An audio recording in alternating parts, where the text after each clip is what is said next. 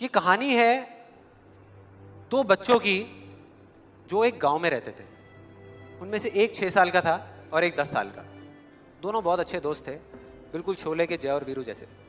दोनों हमेशा साथ साथ रहते, साथ साथ खेलते, साथ साथ खाते पीते, साथ साथ नहाते। एक दिन वो दोनों गांव से थोड़ा दूर निकल गए और खेलते खेलते उनमें से जो बड़ा बच्चा था 10 साल वाला, वो एक कुएं में गिर गया और जोर जोर से चीखने चिल्लाने लग गया क्योंकि उसको तैरना नहीं आता था। अब जो दूसरा बच्चा था, छोटा सा 6 साल का, उसने अपने आसपास में देखा और उसको कोई नजर नहीं आया, उसको कोई नहीं दिखा जिसको कि वो बुला सके हेल्प के लिए। और फिर उसकी नजर पड़ी एक बाल्टी पे जिस पे एक रस्सी बंधी हुई थी। उसने एक सेकंड भी वेस्ट नहीं किया, उस बाल्टी को उठा करके कुएं में फेंक दिया और अपने दोस्त को बोला कि पकड़ ले इसको। उसके दोस्त ने पकड़ा और वो अपनी पूरी ताकत लगा करके पागलों की तरह उसको खींचने लगा। खींचता रहा, अपनी पूरी जान लगा दी उसने। छोटे से बच्चे ने, 6 साल के और 10 साल के बच्चे ने उस बाल्टी को पकड़ा हुआ था। खींचता रहा और तब तक नहीं रुका जब तक उसने अपने दोस्त को बचा नहीं लिया, जब तक वो बाहर नहीं आया। अब यहां तक तो ठीक था, यहां तक तो ये कहानी समझ आती है। लेकिन हुआ क्या कि जैसे ही ये दो बच्चे जब दोनों एक हो गए, जब बाहर आए और आकर के गले मिल रहे, रो रहे और खुश हो रहे, एक तरफ से उनको डर भी लग रहा था।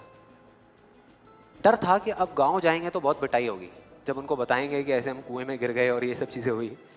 लेकिन मजे की बात, ऐसा कुछ भी नहीं हुआ। वो जब गांव गए और जा करके उन्होंने अपने घर वालों को बताया, बाकी गांव वालों को बताया, तो किसी ने विश्वास नहीं किया, पूरे गांव वालों ने। और वो अपनी जगह बिल्कुल ठीक थे क्योंकि उस बच्चे में इतनी ताकत भी नहीं थी कि वो एक बाल्टी पानी से भरी हुई वो उठा सके। तो इतने बड़े बच्चे को इतनी ऊपर खींचना तो बहुत दूर की बात है। लेकिन एक आदमी था उस गांव में, उसने विश्वास कर लिया। उनको सब रहीम चाचा कहते थे, उस गांव के सबसे समझदार बुजुर्गों में से एक। और सबको लगा कि यार ये कभी झूठ नहीं बोलते, अगर ये कह रहे हैं तो जरूर कोई ना कोई बात होगी, कोई ना कोई वजह होगी जिस वजह से ऐसा कह रहे हैं। और फिर सारे गांव वाले इकट्ठे होकर के उनके पास में गए और जा करके बोले कि देखो जी, हमें तो कुछ समझ आ नहीं रहा, आप ही बता दो कि ऐसा कैसे हो सकता है। तो उनको हंसी आ गई। वो बोले कि यार इसमें मैं क्या बताऊं, वो बच्चा बता तो रहा है उसने कैसे किया। बाल्टी को उठा करके कुएं में फेंका, उसके दोस्त ने बाल्टी को पकड़ा, उसने रस्सी को खींचा और अपने दोस्त को बचा लिया। तो आपको पता तो है उसने कैसे किया, बच्चा बता तो रहा है, इसमें मैं क्या बताऊं। तो सारे गांव वाले उनकी शक्ल देख रहे। फिर कुछ देर बाद वो बोले कि सवाल ये नहीं है कि वो छोटा सा बच्चा ये कैसे कर पाया, सवाल ये है कि वो ये क्यों कर पाया, कि उसके अंदर इतनी ताकत कहां से आई है। और बोले इसका सिर्फ एक जवाब है, सिर्फ एक, कि जिस वक्त उस बच्चे ने ये किया, उस टाइम पे उस जगह पर दूर दूर तक कोई नहीं था उस बच्चे को ये बताने वाला कि तू ये नहीं कर सकता। कोई नहीं था, कोई नहीं, यहां तक कि वो खुद भी नहीं।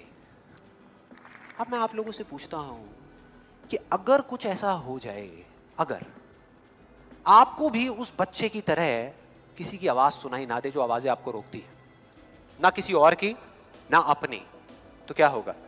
मजा आ जाएगा, राइट? उस बच्चे की तरह आपको भी कोई नहीं रोक पाएगा, यूल बी अनस्टॉपेबल। थियोरेटिकली तो ये बात बहुत अच्छी लग रही है सुनने में, लेकिन अगर हम प्रैक्टिकली देखें तो सिर्फ यस बोलने से काम नहीं चलने वाला।